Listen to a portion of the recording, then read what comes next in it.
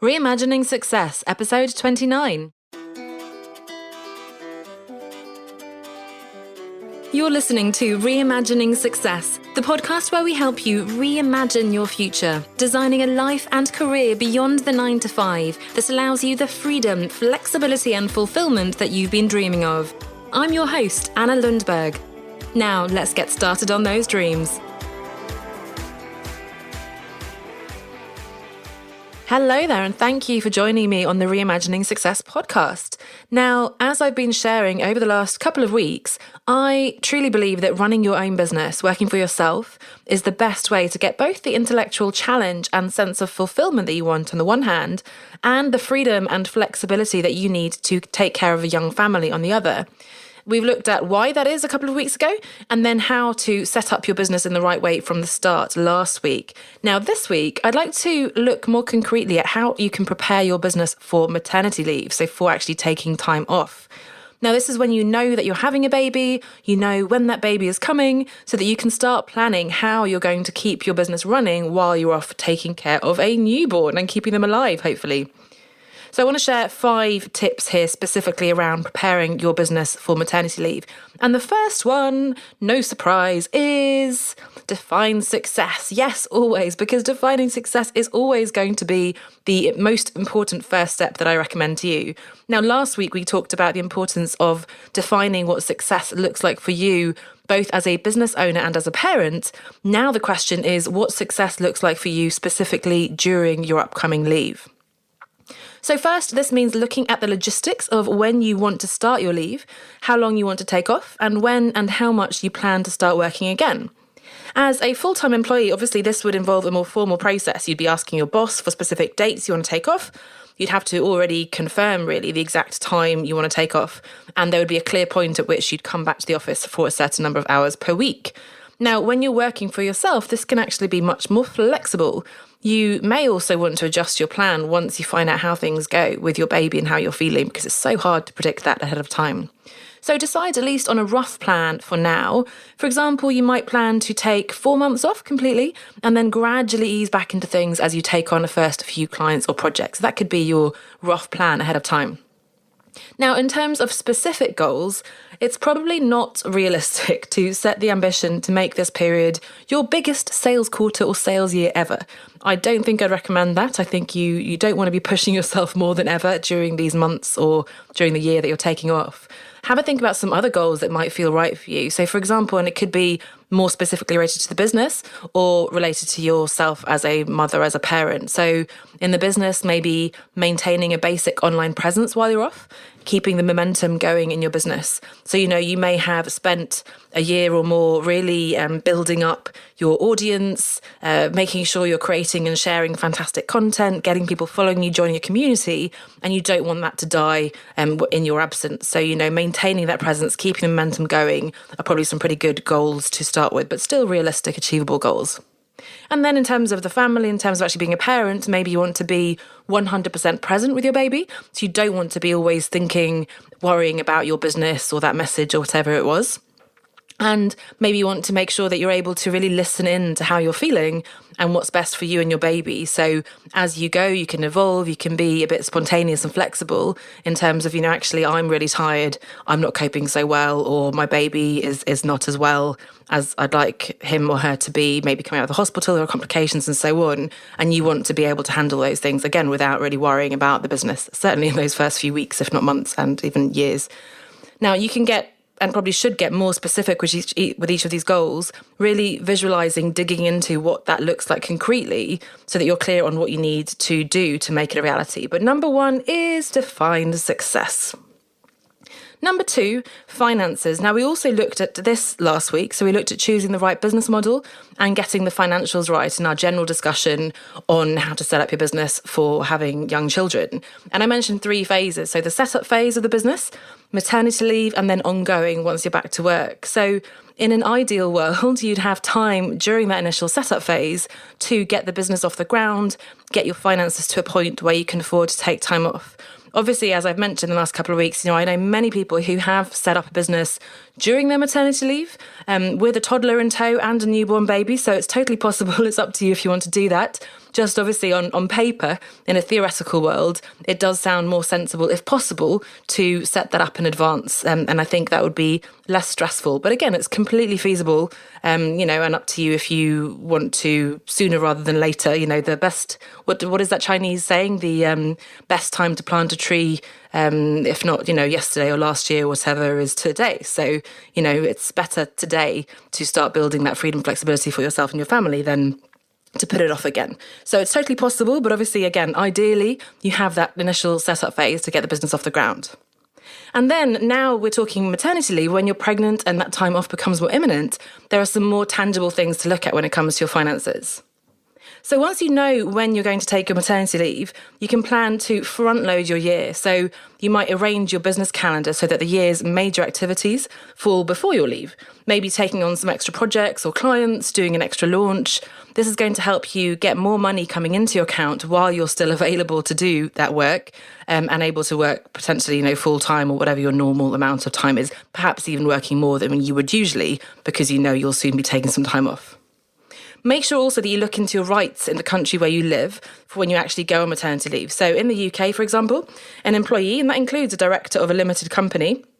So, there may be a sole director of a company. You may be effectively a solopreneur freelancer, but you may have a company. So you're considered as an employee, and you'll then qualify for statutory maternity pay, SMP, which amounts at the moment to 90% of your salary for the first 6 weeks, and then a lower standard rate for another 33 weeks. There's also the possibility, by the way, of taking shared parental leave with your partner, and you can then earn a statutory shared parental pay. And if you don't qualify for the SMP, the statutory maternity pay, you will usually qualify for maternity allowance. So, this is in no way an in-depth official recommendation, but all this to say, do look into, eligibility in your particular country where you're based with your business, and make sure you're applying for whatever you're eligible for. Now, it is always going to still feel a little bit uncomfortable to take that time off, and you're going to watch your bank balance dwindle with little or no money coming in. So whatever the case, the more you plan ahead, the more confident you'll be that you and your business will survive this phase. It may not be your strongest sales quarter or year, but you know that you can cope, you can manage, you've set yourself up both professionally and personally.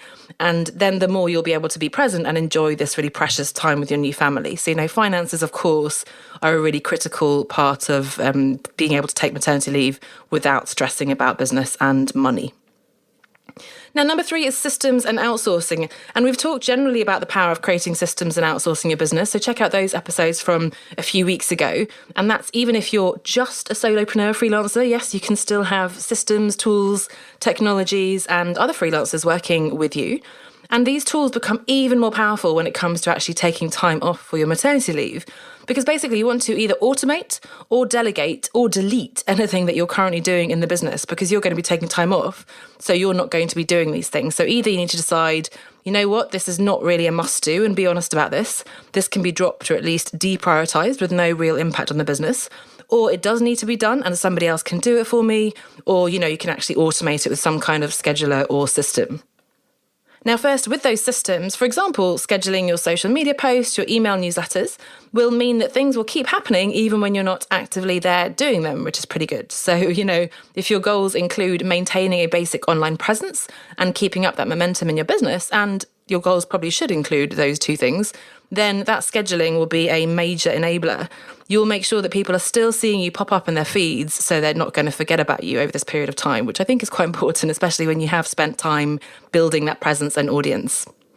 Second, and even more powerfully, having an established team to support you will afford you even greater peace of mind, as you can take time off in the knowledge that someone you trust is managing those critical tasks for you. So a virtual assistant or a social media manager can take care of social media publishing and engaging with your followers, handle any important admin tasks, and stay in touch with your clients in your absence.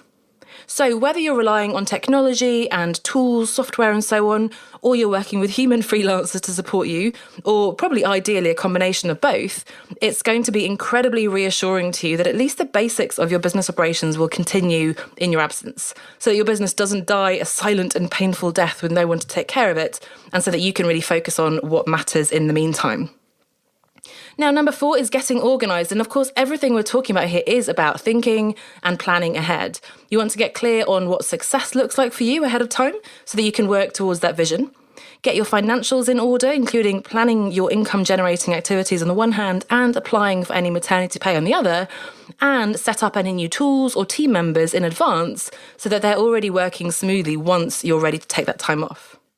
Now, another aspect of getting organised, which is going to be hugely valuable in supporting you with your goals of keeping the business running so that you can stay present with your baby again, is actually batch creating content in advance. This means, of course, that you need to have a clear content strategy and a calendar for what you're going to publish on your website, on Facebook, LinkedIn, on your different social channels. You need to know what topics you want to cover ahead of time, and then you want to create as much as you can in advance. So, for example, if you're planning to take 4 months off, the ideal scenario, of course, would be to have pre-planned, pre-created and pre-scheduled 4 months worth of content. Now, I know that might sound completely unrealistic, so don't laugh at me. And especially if, you're currently creating content on a very last-minute basis, which a lot of us are doing. Maybe you're just writing the blog post, the day before or on the morning of the day it should go out. And also, if you have a lot of content going out, maybe you have videos, articles, social posts, podcast episodes and emails. I certainly know I have all those things happening in my business. However, if you start early enough and have a clear plan, you'll soon get into a routine of creating content ahead of time.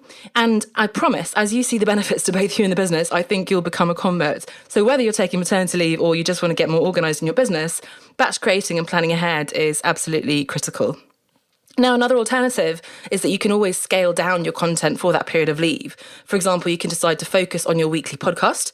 You can just publish 1 blog post a month instead of maybe weekly or fortnightly. You can even stop doing videos, for example, for the time being. Or why not consider outsourcing? You can get some guest contributors onto your blog or podcast. Be realistic, but bear in mind that the more you can plan ahead, the better you're going to feel about taking that time off. And then finally, 5, client management. Now, perhaps most importantly, you want to maintain your relationship with both your clients and prospects, so potential clients as well. Now, how you do this is going to depend on what kind of work you do, as well as your personal preferences. But the overall intent, at least, is to reassure them all about what's going to happen before, during, and after your leave, so that you can maintain that really positive, constructive relationship and be able to pick up again when you're ready. When it comes to your clients, decide when you need to communicate that you're taking time off to make sure that they won't be caught off guard and feel let down. You can discuss how to front load your projects and support before you take that time off, or perhaps you might press pause and then continue once you're back. If this isn't possible and the client urgently needs continued support while you're off, you can refer them to one of your peers who you trust to deliver to your standards. So maybe you'll consider either a reciprocal agreement where you each refer clients to each other, or alternatively a commission-based referral system. When it comes to prospects or, leads, potential clients, you especially want to keep these warm while you're off so that you don't lose them by ignoring them for months after they've come to you really excited to work with you. So be transparent with them. Direct them to other resources that will help them to progress and stay within your ecosystem, ideally, in the meantime. So, for example, you can invite them to join your Facebook group where they'll get access to free training and resources and keep up that engagement with a like-minded group of people. You can suggest that they subscribe to your podcast. You can get them to join your email community so that they get your regular newsletter and so on. So try to find ways to add value to them even when you're not able to yet work with them. And again, the most important thing here is to get clear on what a successful maternity leave would look like for you, to plan and prepare as best you can for that vision, and finally be ready for the unexpected. So just to recap again, we talked through 5 things, and you may want to listen to this again. I know there's a lot to take in. Number 1 is defining success for your maternity leave.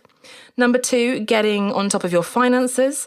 Number 3, creating those systems and outsourcing or building a team. 4, getting organised. And then 5, client management. Now, the most important thing, again, is that you never know how you're going to feel during your pregnancy. So for all of this planning we're talking about, a severe case of morning sickness, for example, may well throw a spanner in the works, or things might look and feel very different once you actually have the baby. You just don't know. So just know that you've done what you can to prepare, but allow yourself to go with whatever reality evolves for you. So don't stress, and we'll talk about this in the coming weeks too. Be compassionate with yourself, take care of yourself, take care of your baby, your family, and bear in mind that your business is going to survive even, with a few weeks or months of neglect. However, your newborn child is not. So there are some clear priorities there to focus on, and of course, your own personal health and well-being as well.